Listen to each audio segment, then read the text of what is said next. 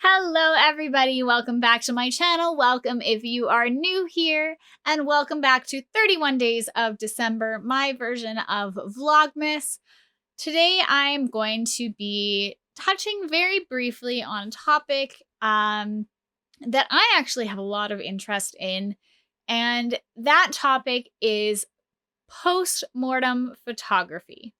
Now, there is a lot of debate about post-mortem photography in the world, period.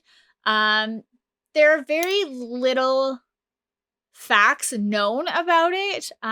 So there's a lot of speculation. And that's basically where it all kind of boils down to. It is still actually a very practiced thing. And people actually find it very comforting. They find it very therapeutic and that type of thing. So postmortem photography first started appearing back in the early 1900s when cameras first started becoming a thing.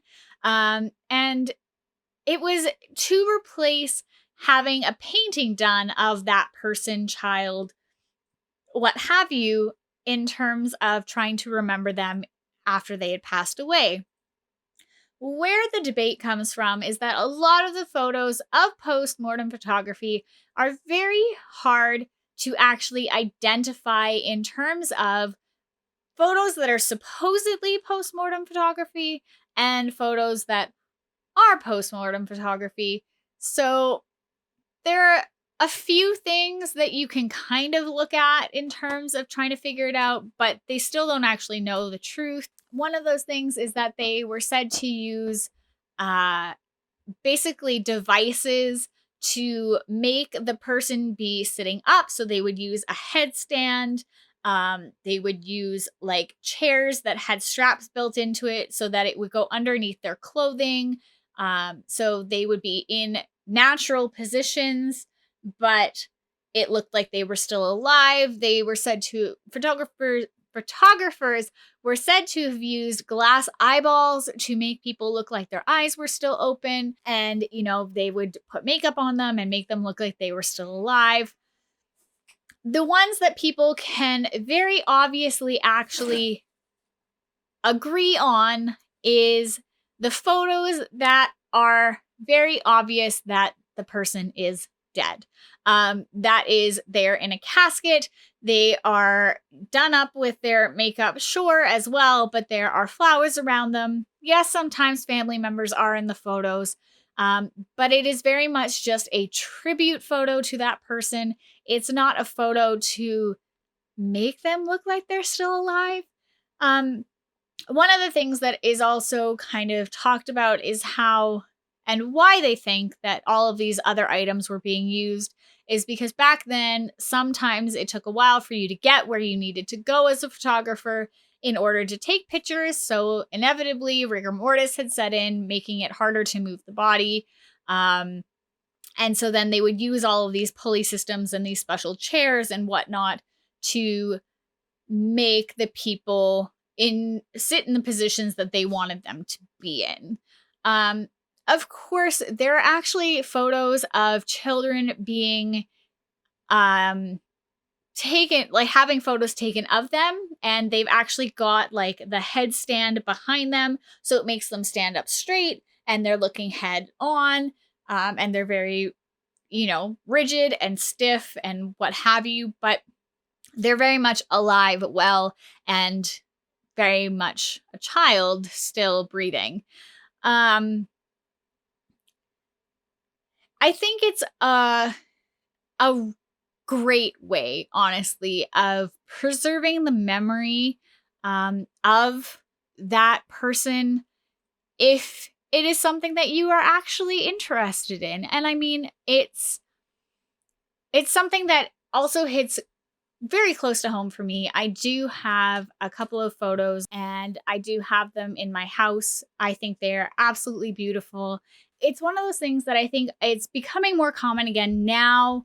I'm sure it goes through all of these waves of time where people do and don't like it and they think it's weird and they think it's creepy and that kind of thing. But I think it is becoming more regular because people are trying to hold on to the memories of these people and these children. And in today's day and age, what better way than to immortalize it in a photo? I mean, of course, you could go and get a painting done, but to find a painter in today's world that is actually willing to come and paint the picture of somebody, or to do it after they have passed away, is, of course, probably very few and far between.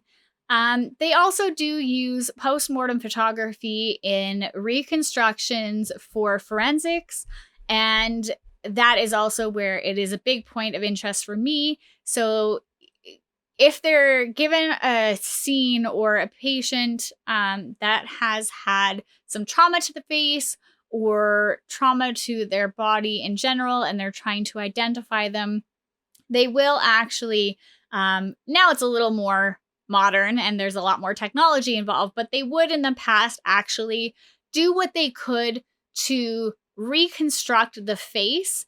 And then they would actually take a picture of this reconstructed face as best as they could. And they would use that to try and help identify who this person was after they had passed away. So I think there are a lot of benefits to being able to do post-mortem photography. There are a couple of books that are all like Victorian era post-mortem photography photos that are a big compilation. Obviously, this book has been well thought out, well put together, and they have actually determined that the photos in there are real post-mortem photographs. But antique shops go through this all the time. They always get photos coming in from people being like, this is a photo of so-and-so and they're dead and it's definitely worth money and blah, blah, blah, blah, blah. And that's just not the case. It will probably still take a very long time for them to be able to find the defining factors of what does and doesn't make a true post-mortem photograph. But I think it'll come with time. And I think as it evolves and the photographers who are out there today that are willing to come in and do this for families are amazing, and they are such a good service. And I think that it is the best way to remember somebody at this point, especially those who are taken from us way too soon at a very young age, or even grandparents who maybe you haven't seen in like 7 years and nobody's seen in 7 years, and you finally get a photo of them after the fact. I would love to hear your thoughts on post-mortem photography. Do you find it creepy? Do you find it interesting? Do you have photos of your family members that were taken after they passed? If you have, I would love to hear your stories in the comments below. Please give this video a thumbs up, hit the subscribe button, turn on the notifications. I will be uploading for the rest of December and then again in the new year. I'll catch you guys in the next video.